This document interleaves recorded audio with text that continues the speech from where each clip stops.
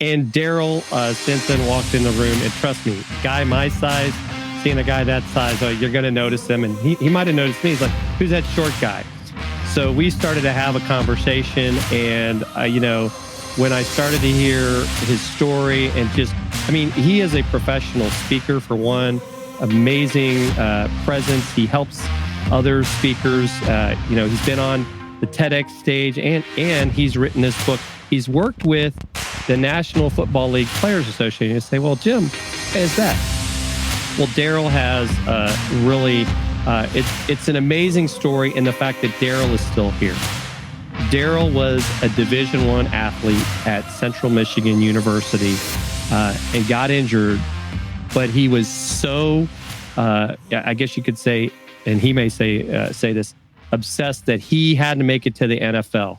He ruptured a disc in his lower back, and he just did all the things you probably shouldn't do. And he started taking painkillers and everything because he was bound and determined that he was going to play NFL football. And sports was such a big part of his life that when he lost all that, he felt like he had lost everything. It was his identity. And his story not only ties into athletes, but folks like me, veterans, right? People going through transition, because a lot of times, and I think, Chris, even when you left your last job, it's kind of like, what am I going to do now? That was my identity. And so, this is a very serious, subject. I mean, Darryll, attempted suicide, and thank God he failed.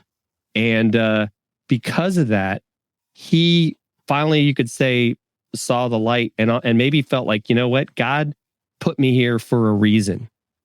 And so, I haven't finished his book yet, but I've been reading it, and it's an amazing story of resilience. I've watched his TED Talks, and, even now I think Darryll would tell you that, depression isn't something that just automatically goes away. But I think by being aware of it, being able to talk about it, that, he's a gift to us. I'm so glad that he wasn't successful in that aspect, and that he is, helping others. He's founded Second Chance Athletes. And so, folks, it is my honor and privilege to welcome, and he is a large man in many ways, Darryll Stinson.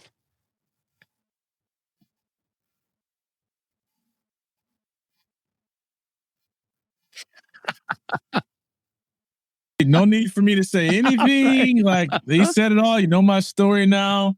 I will make one disclaimer, okay? The picture that you saw, this is not the same jacket. So I do have more than one suit jacket.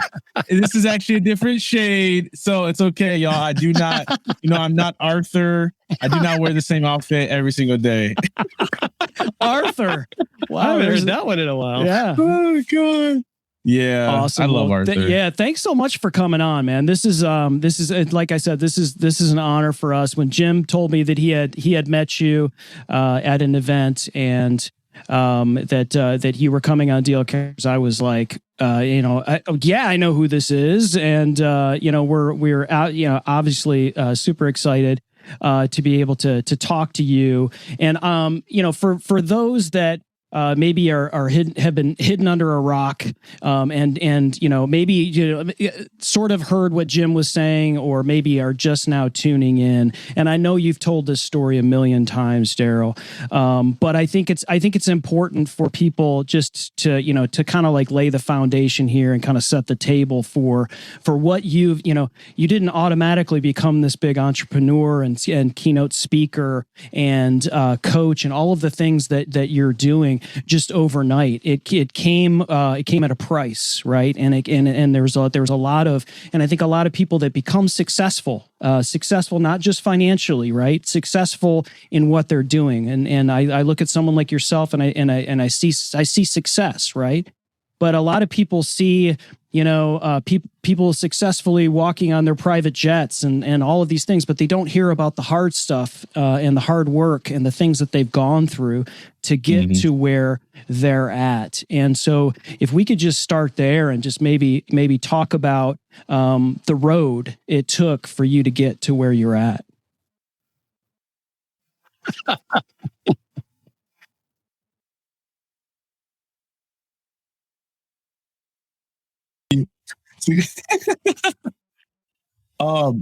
So where are you at from in Michigan, Chris? Where at? I grew up 32 Mile in Van Dyke, Romeo. Oh, Romeo. Yeah, okay. north of Detroit. Yeah, I played in Romeo a couple of times. Oh yeah. In fact, there's a really good guy. What's his name? Blake Cushenberry. Oh, I know Blake Cushenberry. Are you kidding me? Are you serious? Yeah, I play with him. I know the whole Cushenberry family from Romeo. Yeah, absolutely. Oh, dude, I haven't seen him since high school. Yeah, the dude was a sniper from the 3-point line. Oh yeah. So we played a whole year together. It was fun. He was a great player. I didn't follow his journey, but he was a great player. Wow. I'm surprised I remember that name. I feel smart now. The concussions have not taken all my brain. But anyways, I am from Jackson, Michigan. For those of you who don't know where that is, it's about an hour and a half west of Detroit, small town. And if you know Tony Dungy, Tony Dungy and I are the only famous people from Jackson. Okay. And I grew up a very smart, intellectual kid. My mother put me in advanced learning classes because she noticed that I was very smart. And that meant that I was one of 2 Black students in an all-white class. And there was nothing wrong with this. I wasn't made fun of. It actually worked to my advantage. I was one of the smartest kids in the class. People cheated off my test. They laughed at my jokes. They called me goon. And so I thought, remember, I'm in 3rd grade, that since they liked me, everyone in the school must like me. Right. And one day I'm walking back from class, from a bathroom break, and I've got this big wooden pass in my hand. I don't know why they used to do that, y'all. The nasty wooden passes to let you know that you were going to the bathroom. And I see this group of Black students circle together, and they're just cracking jokes and stuff. I'm like, man, I'm going to go and get in on the jokes. So I walk over to them and I say, what's so funny? Nobody answers. And I'm like, I've always been like one of the tallest kids in class. And I'm like, I know they see me. So let me speak up. Maybe they didn't hear me. And I was like, hey, y'all, what's so funny? And just as soon as I was saying that, somebody turned towards me and said, yours was funny, white boy. And they all erupted in laughter. And I walked away feeling ashamed, rejected.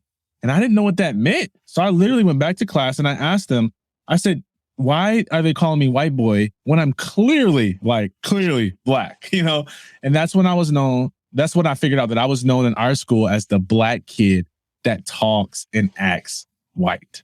Okay. Air quotes. I share that because that was the moment that would be pivotal to a lot of my mental health challenges, because I believe this lie. Who I was authentically wasn't enough to be liked or loved by other people. And for you, it might not be sports. It might be that everyone at work got invited to go out for drinks, except for you. It may be a bad divorce you went through. It may be a sales quota you didn't meet. Rejection has a way of making us feel like we're not good enough. And that's what I felt. And that began this journey of changing who I was authentically to fit in with other people. So let me pause there and see what you guys got to say to that. So was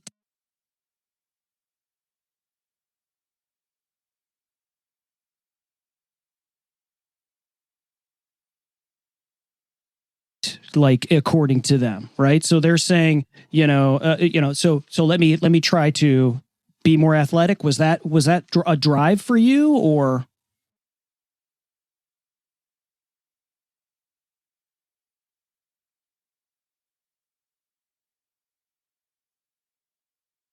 He's my first cousin. His mother, my auntie, got shot and killed in broad daylight. And he had to come move in with us because his dad was in prison. Chaz had already come from the streets. He was from a different part of town. He was popular with the Black crowd, and I wasn't yet. So when he moved in with me, he brought in that whole group of friends that were like peer pressure, and they were laughing at my clothes, made fun of me. And that's when I really started to get into like selling drugs and skipping school and trying to, do things that you're not supposed to be doing at that age. And that's when I really started to conform. What happened is that I was being torn between my two friendship audiences. So I always say it this way.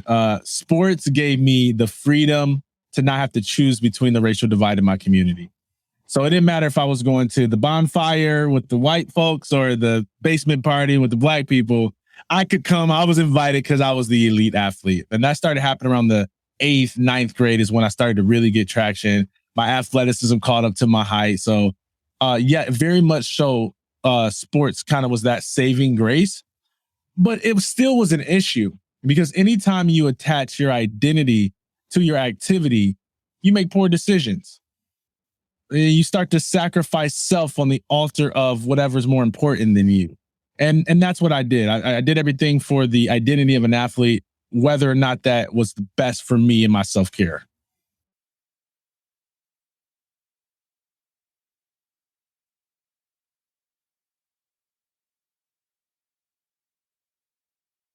Jim mentions, and this is probably, actually it is, probably more people are identifying their job, their level of, where they're at in a job. I'm senior VP of, whatever. I'm at this level. I'm trying to achieve. This is who I am.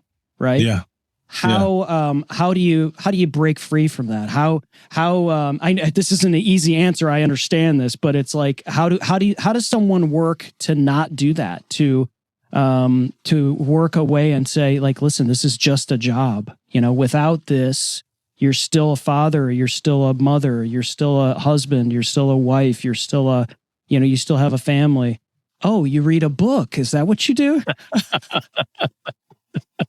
Segue.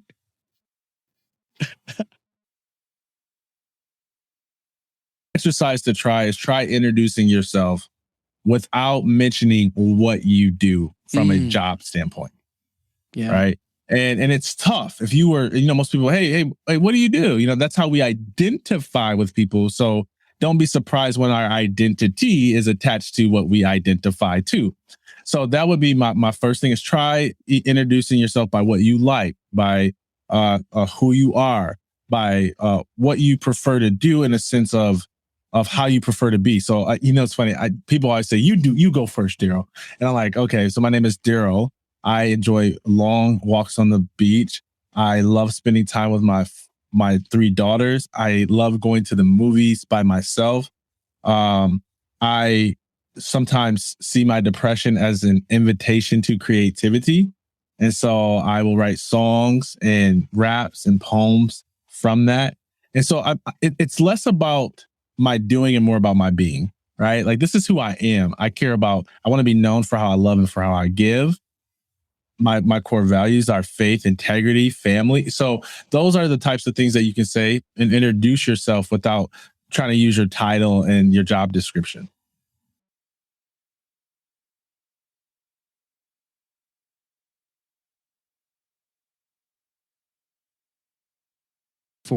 And then you go explain what your job is. It's like, well, that's not who I am. Why am I telling that person who my job is? That's not who I am. They want to know who I am and what I do. I do that for 8 hours a day. That's not me. Yeah. There's another, what's the math, Jim? 16? Is there another 16 hours in the day? That's me. Don't ask me math. Come on. Okay. Now. All right.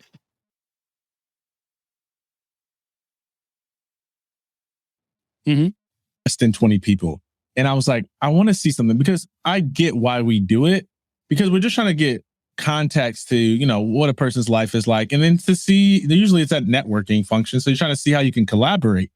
So if that's the outcome, I wanted to see what would happen if we change the income. Because here was my theory that I was testing, was that when people go around and give their job description, that gives you a, let's say, level 1 bond with them. Okay, I see that Chris does video and he's got his podcast mic, and Darryll's a speaker and his setup doesn't look as awesome as Chris. So now Chris can come help Darryll with his setup so he can look HD and like his teeth is actually white.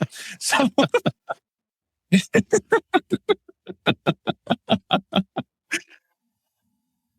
I know. I'm like, hint. He's like, it's scrolling at the bottom, Darryll. It's scrolling at the bottom. So, anyways, that's step one. And I get why we do that. The step two, what we're really trying to get to, I believe, is are we connected on a greater level? So, hey, okay, we got some synergy, we complement each other, but do we share the same values? Are we headed in the same direction? Do we care about the same things? That's a greater level of connection. So I went around the room and I said, let's try it. Everyone has to introduce themselves without using their title or their job description. And, everyone went around the room and they did it. And I asked them, how was that experience for you? And they were like, phenomenal. I want to connect with this person, this person, this person, because we align on a deeper level. I'm not sure how we're going to work together. I just know I resonate with what they said. I cared about their value, their priorities. And I was like, see, it worked. So that would be my advice. Yeah.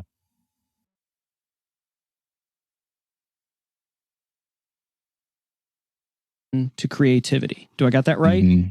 Yep. That's what once I heard that, I was like, and I said, okay, I want to know about that. Right. Because I'm a creative as well. You could see instruments behind me and, I just create creative stuff that I do, not just musically, but when I hear it's an invitation to creativity, I go,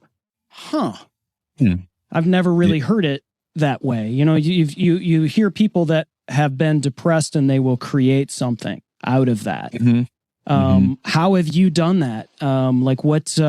When you say it's an invitation to creativity, what's that process? What does that look like for you?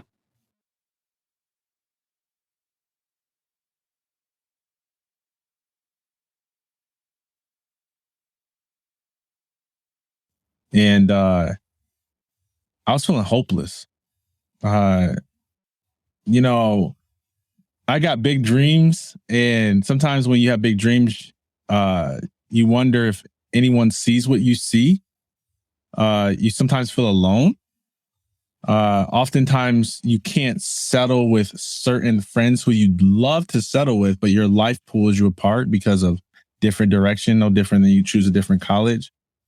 And I don't know. I was in a rut and I couldn't pull myself out, and I was doing all of my thing, and I was just feeling hopeless. And I reminded myself that sometimes depression is an invitation to create. So I got in tune with myself, and I'm like, what do I really need right now? And I pulled out a blank sheet of paper, and I just said, I'm just going to write to create something. Maybe someone in this world feels the same way that I do. Maybe they feel hopeless. And I started to think about when these feelings of hopelessness started. And I remember it was when I was a kid. It was moments like I shared in the episode that I felt rejected. It was all these moments that I'm like, man, if I could have just had hope at a young age, that would have been helpful. Because when you're hopeless, sometimes you feel helpless. And so I said, you know what? I'm not the only one who feels like that. I actually, you know what? We all need hope. We all need hope. This is for the kids that don't know. All they got to do is hold on. We all need hope. This is for the kids who don't know. All they got to do is hold on. And then I wrote, hold on to your faith. Don't let nobody shake it. And if they talk about your clothes, don't even let it faze you. And if they talk about your looks, don't even pay attention. You ain't got to listen. They entitled to their own opinion. Here's what I discovered. It's the people who talk bad about everybody else. They do it to feel better about themselves. Haters. So just be you and don't you worry about a thing. Them storms gonna come, but dance in the rain. Keep your head up because life will try to push you down. Every smile is just a frown turned upside down. Perspective. So count your blessings. You got the power to turn every loss into a lesson. So quit stressing because bad days don't mean that you got a bad life, and sad days don't mean that you got a sad life. I said bad days don't mean that you got a bad life because you still got hope. And my daughter says, we all need hope. And that became the We All Need Hope song.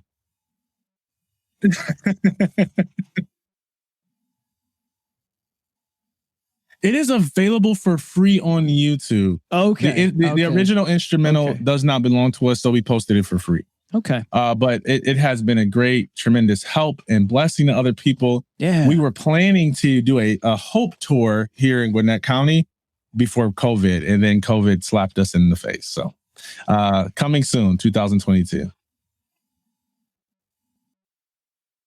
What you said, I remember when I first retired, where I would run into other, retired Marines. And it is interesting, right? Like they would have to introduce themselves like, oh, I'm, Colonel so-and-so or Sergeant Major so-and-so. It's like, why can't you just say, I'm Darryll or I'm Chris? Mm-hmm. Like it was so hard for them to let that go. And what, sometimes the joke, because I know, you've been working with some veterans groups, Darryll, is the fact that, like, who are you?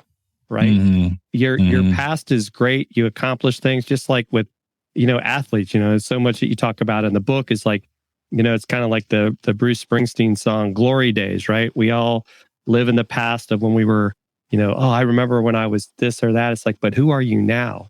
And what are you going to do in the future? And I think, I mean, like I said, from what I've seen and read, so much of it is like, what is your purpose? And I think that's something that you talked about as well in your TED Talks, I think a little bit is like, how do you define your purpose? And a lot of people really kind of define it the wrong way, don't they?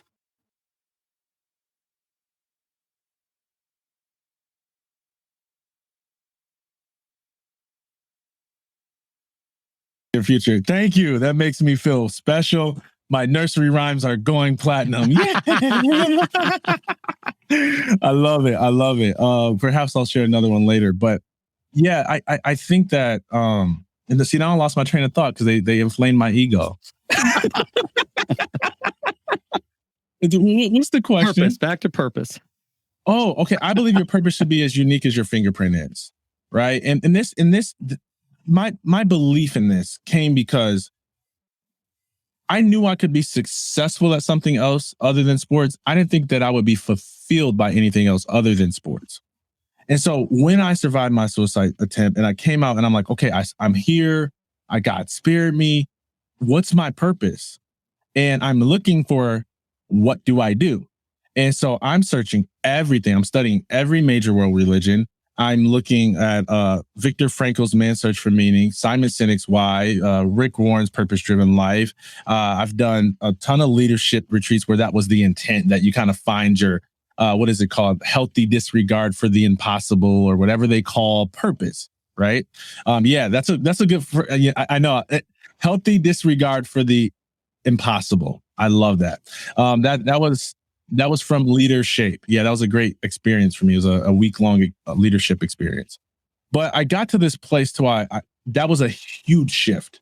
It's through all of this research, I learned that was where I was erroring.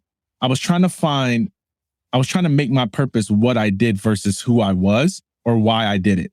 And it was a huge shift. So I stopped looking for, okay, my purpose is to be an actor, or my purpose is to be a speaker, or my purpose is to be an author or podcaster. And I started to look at what's the underlying motivation to that. And one couple of ways, number one, it's chapter, 4 in the book or something. And I list 22 purpose discovery questions that help you find your highest, most authentic purpose. Anyways. So, but I'll give you a couple of things to think of. You probably heard, like, what would you do if you knew that money wasn't an option, right? Because oftentimes we talk ourselves out of our dreams because money's not an option, but that still leads you to what, not why. So I say, I want you to close your eyes and I want you to describe the perfect world that you envision. Like, literally, just describe everything you see. How are people interacting? How's the government structure? What's the environment look like? What's your family? Just like describe the perfect world that you see. Okay. And write it down in detail. And here's what happens every single time. The way that I describe it is different than how Jim would, or is different than how Chris would, because we often view the world through the lens of our purpose. When I was doing a article, I used to write for my university. I was a PR person and I did a lot of marketing there, Centralite magazine, all this stuff. I did this story on a young lady who was a chemistry major, and she won a Fulbright Scholarship Award, which is a very prestigious award. And I was interviewing her and trying to get to know her. And I asked her a question jokingly. And I was like, hey, like, do you just walk around and see chemical compounds and makeups all the time? And she was like, yes, I do. And I was like, wait, you're serious? She's like, yeah, like people see the camera, people see the mic, people see, the sound pads. I see what the chemical makeup of it. There's, what's the word that I'm looking for? Periodic table, right? She sees that because she sees it through the lens of her purpose. Why? Because she believes that life is I don't know how she described it, but it's an equation. It's a chemical reaction. It's flowing together. So part of her purpose is to make connections through like periodic table connections. Like I can't even describe it because it's her purpose. That's what I'm talking about. And you ask yourself, why did I describe the world that way? Why do I care about those things that was mentioned in the world that I described? And they say that when you ask yourself why 5 times, you'll get to the core of what your underlying motivation really is. So you start off, okay, so why do you podcast? And it's like, well, because I want to add value to people. Well, why do you care about adding value to people? Well, because when I was a kid, I didn't really feel like anyone was speaking value into me, and I'm being the voice that I wish I had. Okay, well, why does that matter to you? Because I don't feel like anybody should be alone and without a voice. And Well, why does that? And you just keep drilling down until you're in tears. And you're like, and it happens, and it's in there. And I believe we all can find it, because here's my greatest belief is that when we find our highest purpose, we will operate at our greatest effectiveness. The better I learn how to use the functions of my car, the better I am with the car. So there's so much buttons and features and functions to you. You can't put you in a box. That's why you're a podcaster. That's why you're a father. That's why you're a husband. That's why you're a deal maker. That's why you're a creator. And the reason why you're frustrated and unfulfilled is because you keep thinking that your purpose is what you do rather than why you do it. And you don't want to be caged in the box because you were never meant to be in the box. You're supposed to break out of that thing because you have a higher purpose. And what you do is often an expression of that purpose. So my purpose is to help people tap into the abundance by being their authentic self. I do that through speaking. I do that through writing. I do that through courses. I do that through other means, live streaming. See the difference? It drives what I do. I got to calm down. I'm sorry. I'm getting excited. Please don't. The reason why I'm getting so passionate about this, by the way, is because this is what drove my depression. This is what made life unfulfilled. This is what made me feel like people kept saying, Darryll, just find something that you're passionate about. I'm like, I was passionate about sports. I'm not passionate about anything else. So you're telling me I don't have purpose? Which leads to what? Depression, thoughts, not wanting to be here because I don't have purpose. When I found out that my purpose was not what I did, I had something higher. Now it didn't matter. Take my job away. Take my career away. I still got purpose. Take my girlfriend away, which happened. I still got purpose. Take my fiance away. I still got purpose. Don't take my wife away. I like my wife now. Don't take her away. There we go. She's listening in the other room. I had to calm down. Okay. You said what? Yeah. What? One less cup of coffee for Darryll tomorrow. But no, seriously, man, this is amazing. So many people talk about it. And this is why I love live streaming, Darryll, is because you can see it in you right now on the screen. There is not an ounce of you that doesn't believe every single thing that you're saying, and it comes across. And it took a long, hard road to get there, and it's amazing to see that. And I want to kind of we've gone off into I had a whole bunch of notes and a whole bunch of questions I wanted to ask, but maybe we'll do another one. But one of the things I did want to ask is I had a conversation a while back with a gentleman who does human resources, and his job was to work with players. And some of the players were still on rosters, and others were either injured and lost their gigs, or they were supposed to be great and it didn't work out for them, right? They were going to be top whatever. And maybe they got some money, maybe they got a lot of money, and that just fell apart for them.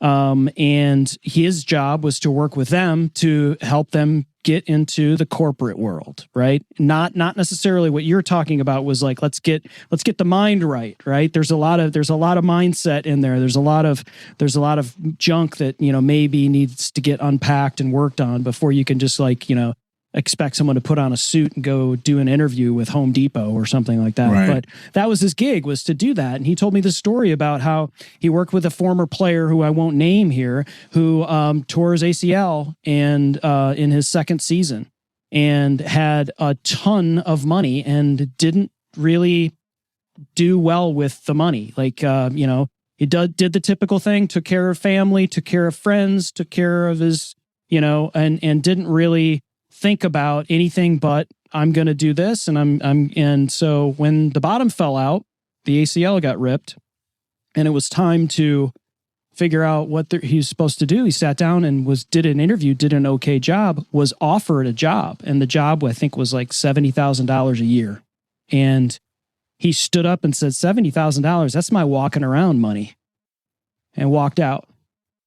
And he said, these are the kind of, he said, it's not everyone, but these are the kind of people that I'm dealing with.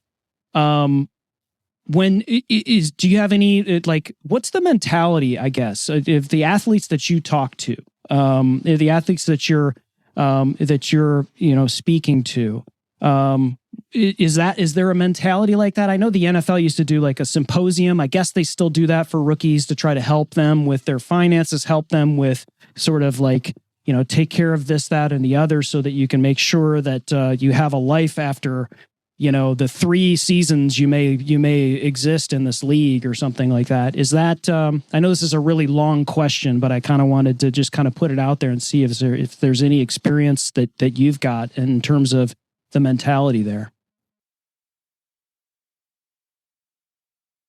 Hierarchy of needs, right? So you got to get your finances stable. You got to make sure that you have, employment and housing, and that you're not going to be bankrupt, divorced, or addicted to drugs. 78% of former NFL players end up like that within 3 years. 78% within 3 years of retirement. Yeah. Mm-hmm. And that's the fallacy, right? That because you become a professional athlete, you're just rich and famous and successful, and everybody's LeBron James. And that's not the reality. Not everyone gets that average salary. Every sport's different. So the mentality is that I come in at self-actualization stage, right? So yeah, I love job placement organization. This is why our organization partnered with Athlete Network, because they do a lot of the job placement stuff. And a great partner of ours, and have supported us. And we've done launches with them and Chris Gronkowski for mental health. But this is for the athlete and the self-actualization. I don't want to just find something to do. I want to be fulfilled by what I do. I don't want to just be fulfilled by what I do. I also don't want to wish I could snap my finger and go back to what was. Because that's no way to live. And that's how I came up with the book, by the way, because I noticed that I had reached a point in my life where my best days were in front of me, not behind me. I didn't have any glory. I had glory days, but the glory days, the mindset of that, think about that. It's just all downhill from here. Right. And I'm like, man, I don't care if you're Michael Jordan. You're not supposed to think that way. That's a terrible way to live. That's depressing. You're just, slowly rolling to the bottom. This is terrible. No, man, there's dreams. There's purpose for you to fulfill. So the mindset is that there's something just as or greater in life for you to do and for you to accomplish. That all that you've been through has accumulated, your network, your experience, your brand equity, into an athlete, that is a launching pad that you get to start with to accomplish something new.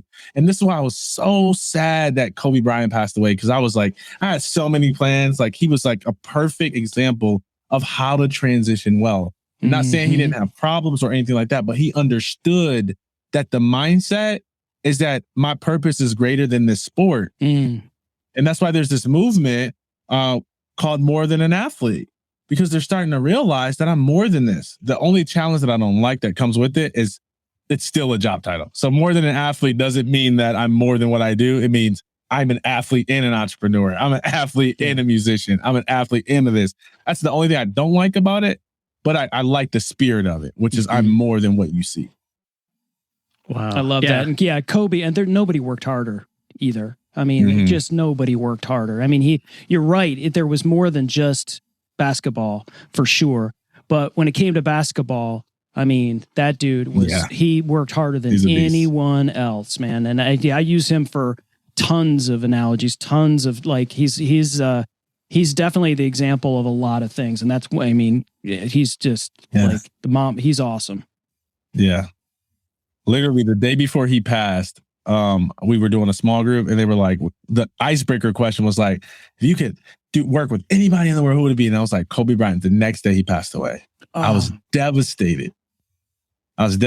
So yeah. You know, it's funny too, because like I said, I see that similarity. It's kind of like, service members, right? That if they do a career and they retire really at a young age, a lot of times 30s, early 40s, it's like, well, what's next, right? What's your purpose now? Because I think they got so caught up in that world, so similar to athletes that have a career. It's like, well, what are you going to do next, right? Because you're no longer in that role you were before, and there's not always a lot of opportunity. And is it going to be fulfilling?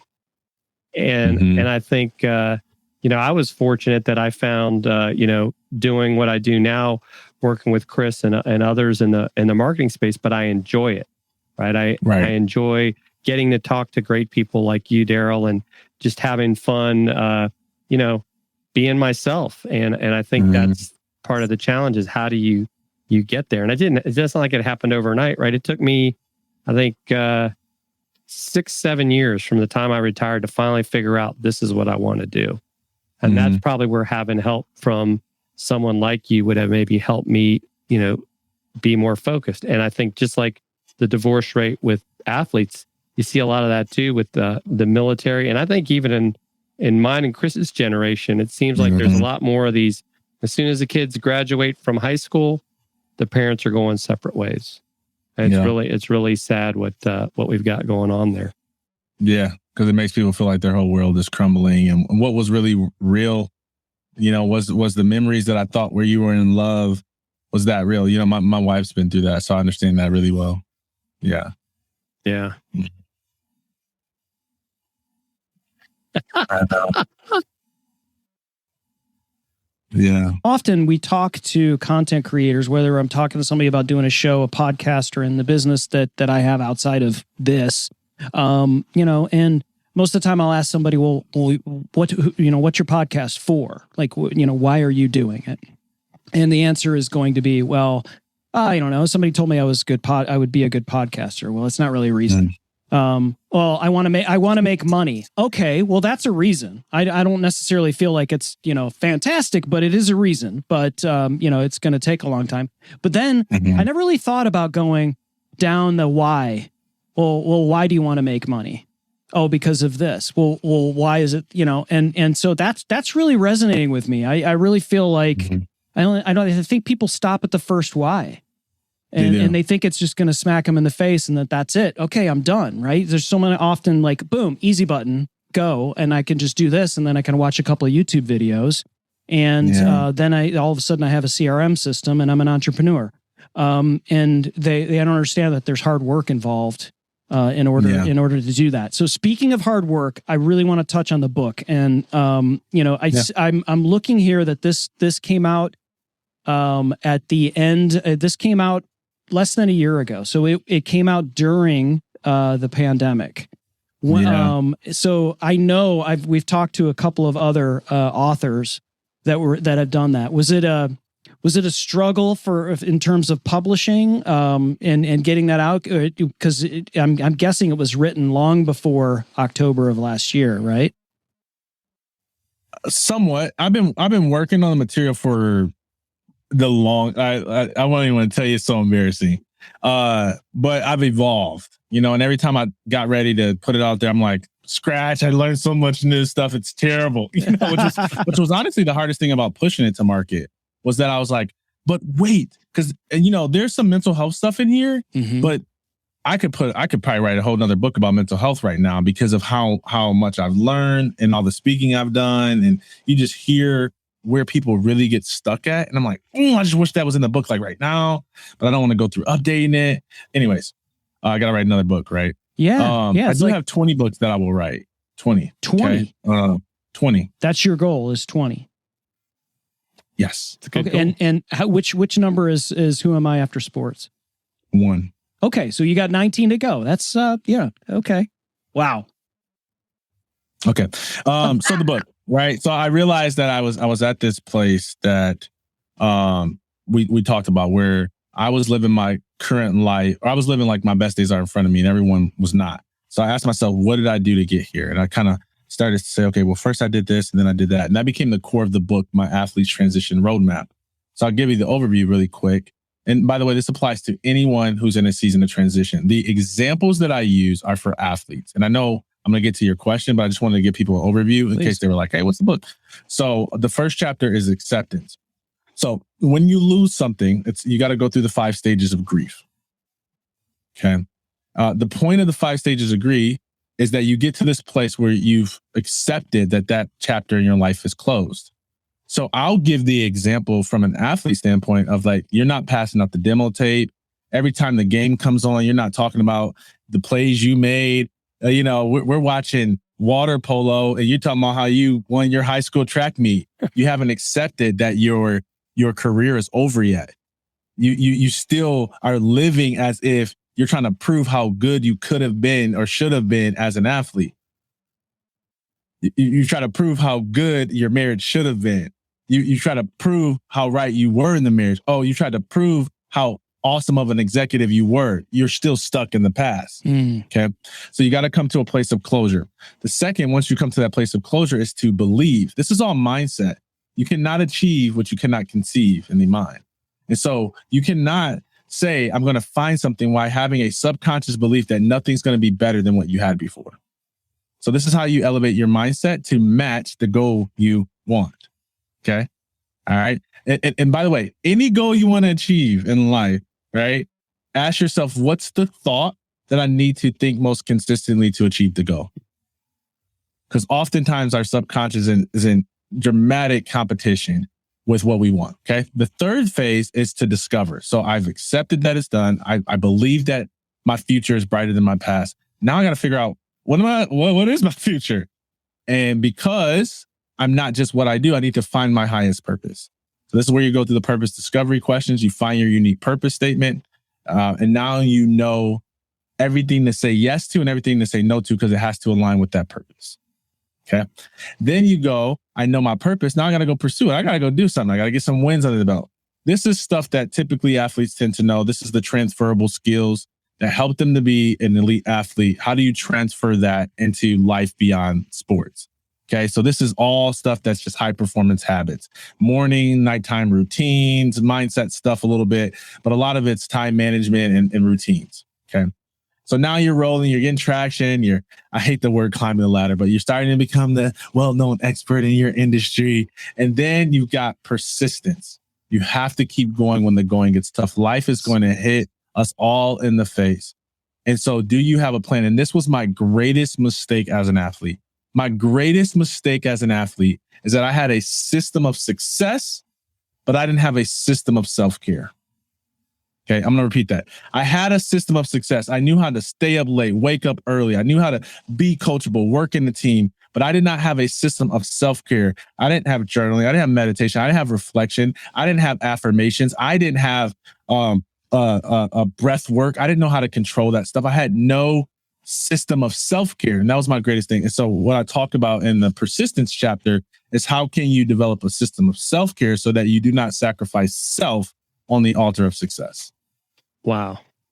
Why do you feel that you may have avoided that? Did you feel like maybe you didn't need it? Or do you feel like other people, why is there no self-care? Like I could stay up late and wake up early and I'm fine. I can drink and I don't need to do these breathing exercises or journaling or these things because it doesn't, why do you think people avoid it? It's a phenomenal question. I'm going to say something that might sound offensive. I do not currently think this way. Okay. This is how I thought, to be honest with you. Okay. Because everybody who came and talked about that stuff, I did not respect because they were soft. Gotcha. That's the real reason why. Sure. Right. It's the same way, right? It happens to me, right? So I'm doing pretty well as an entrepreneur, right? But there's people that are doing better than me. And I remember going to a corporate organization. I'm doing the training and I'm crushing it. But I can see that there's a couple of guys in the front row who just don't respect me because my suit's not nicer than them. So they're like, man, he ain't got more money than me. Since I have more money than him, I know more than him. Right? And it's wrong. And I'm not saying I know more than everybody, but what I'm saying is I didn't respect people. Now, there is a trick, and this has helped me to reach the old version of Darryll, is that I have to connect the mental health priority to the productivity. When I can help people to see that this is not a conversation that's contrary to their success, that it's not like, hey, slow down, achieve less, and rest more. That's not the point of self-care. The point is that you actually optimize your performance. Right. That's the point, right? But you do it from a healthy place. And so when I can connect those dots for them, they say, whoa, wait, you mean to tell me by being, okay, so we talked about purpose, and I know you were stuck there. We talked about, I give this example in my TEDx talk. One of my clients or whatever was, she was talking about her purpose statement. We were trying to help her figure it out. And she's an actress. And she was just like, I don't know. I just like to act. And she couldn't figure it out. So we did our little thing. We, went through the book, all that stuff. And then she came from this generic, like, my purpose is just to be a good person. And it was like real generic, like, to be a good person and to add value to the world. To my purpose is to connect people through art and conversation in order to create a more compassionate, empathetic, and beautiful world. That's way different than I'm an actor, right? Or an actress in her case. And I told her this, now when you show up on the scene, you'll be operating from a sense of purpose when everyone else will be operating from a sense of passion. Who do you think is going to win? Okay. All right. So I kind of went off on a tangent there. I don't even know if I answered the question, but I hope that was valuable. I feel like it made sense to somebody. This has all been valuable. 100% valuable.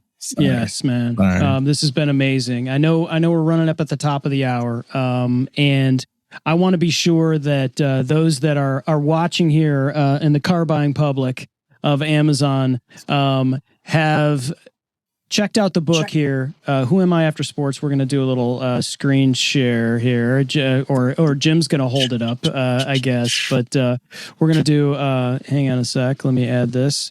So here we go. This is Darryll's book, Who Am I After Sports?